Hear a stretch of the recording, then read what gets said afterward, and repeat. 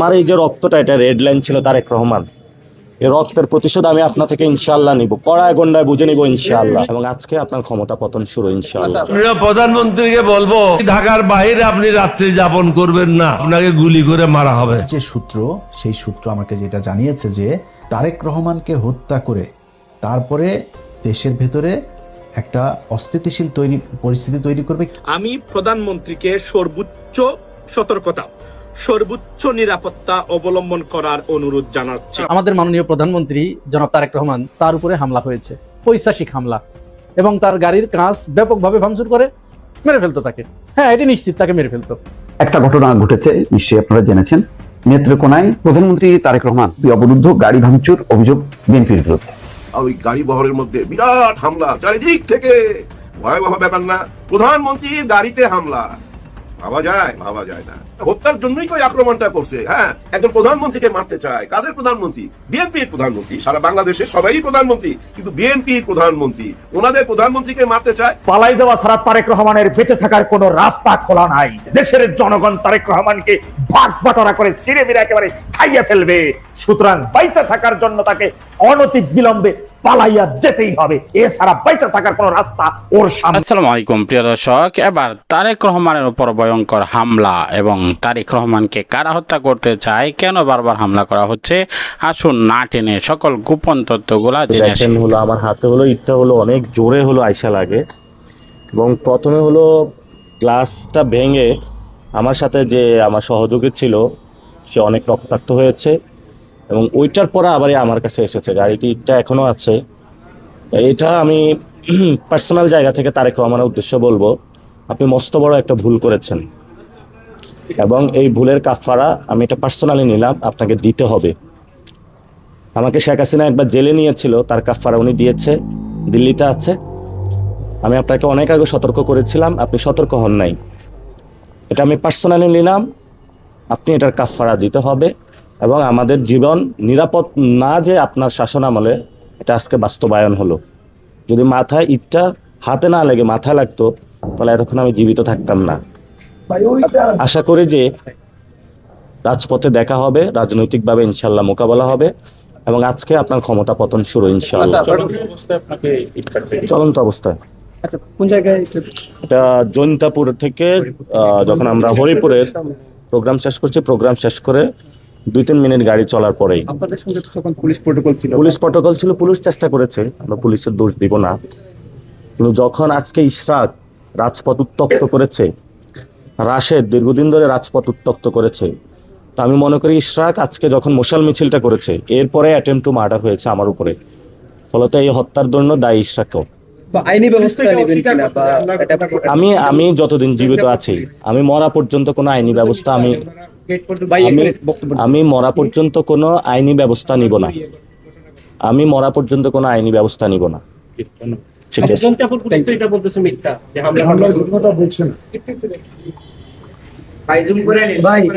এটা কোন পুলিশ বলছে এক্সাক্ট বলেন তো? আচ্ছা, না হয়তো তার করছে। হ্যাঁ, একজন প্রধানমন্ত্রীকে মারতে চায়। কাদের প্রধানমন্ত্রী? বিএনপির প্রধানমন্ত্রী। সারা বাংলাদেশের সবাই প্রধানমন্ত্রী, কিন্তু বিএনপির প্রধানমন্ত্রী ওনাদের প্রধানমন্ত্রীকে মারতে চায়। পালাই যাওয়া ছাড়া তারেক রহমানের বেঁচে থাকার কোনো রাস্তা খোলা নাই। দেশের জনগণ তারেক রহমানকে ভাগ বাটোয়ারা করে ছিঁড়ে বিড়ে একেবারে খাইয়ে ফেলবে। সুতরাং বেঁচে থাকার জন্য তাকে অনতি বিলম্বে পালাইয়া যেতেই হবে, এছাড়া বেঁচে থাকার কোনো রাস্তা ওর সামনে খোলা নাই। ইন্নালিল্লাহ, এইমাত্র তারেক রহমানের উপর হামলা করেছে, তার গাড়িতে ভাঙচুর করেছে। প্রধানমন্ত্রী তারেক রহমানের উপর এক ভয়ঙ্কর হামলা, যা রীতিমতো সকলকে অবাক করে দিয়েছে। শেষ রক্ষা হচ্ছে না সেই আসামিদের।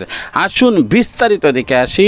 প্রধানমন্ত্রী তারেক রহমানের সর্বশেষ অবস্থা সহ সকল ভিডিও এই ভিডিওতে প্রকাশ করতে যাচ্ছি।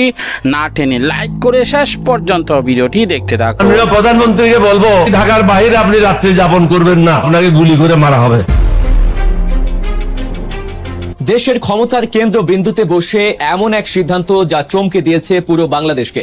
একদিকে নিজের মায়ের নামে থাকা স্থাপনার নাম বাতিল করে এক নজিরবিহীন দৃষ্টান্ত স্থাপন, অন্যদিকে যে সেনাবাহিনীর কিছু বিপদগামী সদস্যের হাতে পিতাকে হারাতে হয়েছিল, সেই সেনাবাহিনীর প্রতি কোনরূপ প্রতিশোধ পরায়ণ না হয়ে তাদের সাথেই কাঁধে কাঁধ মিলিয়ে নতুন এক ইতিহাস রচনা।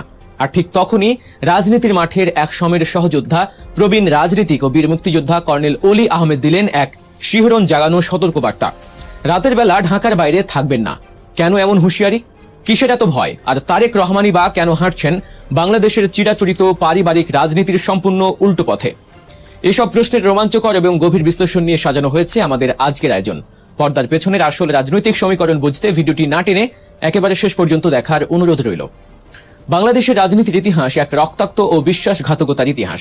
এই বাংলার মাটিতেই ঘটে যাওয়া অন্যতম এক বিয়োগান্তক ঘটনা হল শহীদ প্রেসিডেন্ট জিয়াউর রহমানের হত্যাকাণ্ড। 1981 সালের 30 মে চট্টগ্রামের সার্কিট হাউসে সেনাবাহিনীর বিপদগামী কিছু উচ্চভিলাষী সদস্যের নির্মম বুলেটে প্রাণ হারান তিনি। সেই শোক, সেই ক্ষত জিয়া পরিবারের জন্য কতটা গভীর তা হয়তো ভাষায় প্রকাশ করা সম্ভব নয়। কিন্তু সময়ের পরিক্রমায় আজ যখন তারেক রহমান দেশের নেতৃত্বের আসনে, তখন অনেকেই ভেবেছিলেন হয়তো অতীতের সেই দগদগে ঘা থেকে এক ধরনের ক্ষোভ বা দূরত্ব তৈরি হবে বাংলাদেশ সেনাবাহিনীর সাথে। কিন্তু সবাইকে অবাক করে দিয়ে তারেক রহমান প্রমাণ করলেন তিনি কেবল একজন রাজনৈতিক নেতাই নন, তিনি একজন দূরদর্শী রাষ্ট্রনায়ক। পিতার হত্যাকারী হিসেবে পুরো প্রতিষ্ঠানকে তিনি কখনোই দোষারোপ করেননি, বরং তিনি অনুধাবন করেছেন একটি স্বাধীন ও সার্বভৌম রাষ্ট্রের প্রধান অতন্ত্র প্রহরী হল তার সেনাবাহিনী। তাই ক্ষমতায় আসার পর থেকেই তিনি বাংলাদেশ সেনাবাহিনীর আধুনিকায়ন এবং তাদের পেশাদারিত্ব বৃদ্ধির দিকে সর্বোচ্চ মনোযোগ দিয়েছেন। অতীতের কোনো ক্ষোভ বা প্রতিশোধ স্পৃহা তাকে গ্রাস করতে পারেনি, বরং তিনি সেনাবাহিনীর সাধারণ সদস্যদের সাথে মিশে গেছেন, তাদের সুযোগ সুবিধা এবং দেশের প্রতিরক্ষা ব্যবস্থাকে এক নতুন উচ্চতায় নিয়ে যাওয়ার জন্য কাজ করছেন। এটি এমন এক রাজনৈতিক পরিপক্কতা যা তৃতীয় বিশ্বের রাজনীতিতে বিরল।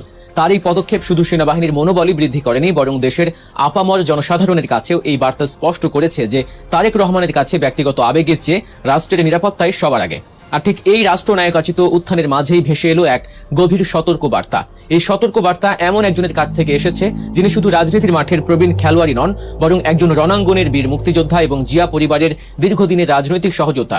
তিনি হলেন লিবারেল ডেমোক্রেটিক পার্টি বা এলডিপির প্রধান কর্নেল অলি আহমেদ। একসময় তিনি বাংলাদেশ জাতীয়তাবাদী দলের অন্যতম নীতি নির্ধারক ছিলেন। দেশনেত্রী বেগম খালেদা জিয়ার সাথে কাঁধে কাঁধ মিলিয়ে রাজপথে আন্দোলন করেছেন, দেশ পরিচালনা করেছেন। যদিও বর্তমানে তিনি বিএনপির সাথে সরাসরি জোটবদ্ধ নন এবং রাজনৈতিক ময়দানে তিনি এখন ভিন্ন একটি দলের নেতৃত্ব দিচ্ছেন বা এক অর্থে বিরোধী অবস্থানে রয়েছেন। তবুও তারেক রহমানের প্রতি তার এই সতর্কবার্তা নিছক কোনো রাজনৈতিক বক্তব্য নয়। কর্নেল অলি আহমেদ অত্যন্ত স্পষ্ট ভাষায় তারেক রহমানকে সতর্ক করে বলেছেন, আপনার শত্রুরা চারদিকে ওঁত পেতে আছে, আপনি কোনোভাবেই রাতের বেলা ঢাকার বাইরে অবস্থান করবেন না। এই কথার অন্তর্নিহিত অর্থ অত্যন্ত গভীর। একটু পেছনে ফিরে তাকালে আমরা দেখতে পাই শহীদ প্রেসিডেন্ট জিয়াউর রহমানকেও হত্যা করা হয়েছিল ঢাকার বাইরে চট্টগ্রামের সার্কিট হাউসে রাতের অন্ধকারে। অলি আহমেদ মূলত সেই ইতিহাসেরই পুনরাবৃত্তির আশঙ্কা করছেন। তিনি জানেন বাংলাদেশ বর্তমানে এক চরম ভূ রাজনৈতিক লড়াইয়ের কেন্দ্রবিন্দুতে পরিণত। দর্শক, সম্পূর্ণ ভিডিওটি দেখলেন, বুঝতে পেরেছেন ভিডিওটি অত্যন্ত গুরুত্বপূর্ণ। আমরা ব্রেকিং নিউজ, তাজা খবর, আপডেট টপিকগুলো আপনাদের মাঝে শেয়ার করি। একে একে সকল আপডেট এবং ব্রেকিং নিউজগুলো পাওয়ার জন্য আমাদের চ্যানেলটিকে সাবস্ক্রাইব করে পাশে থাকা বেল বাটনটি অন করে দিবেন। বিদায় নিচ্ছি, দেখা হবে অন্য কোনো ভিডিওতে। আসসালামু আলাইকুম ওয়া রাহমাতুল্লাহ।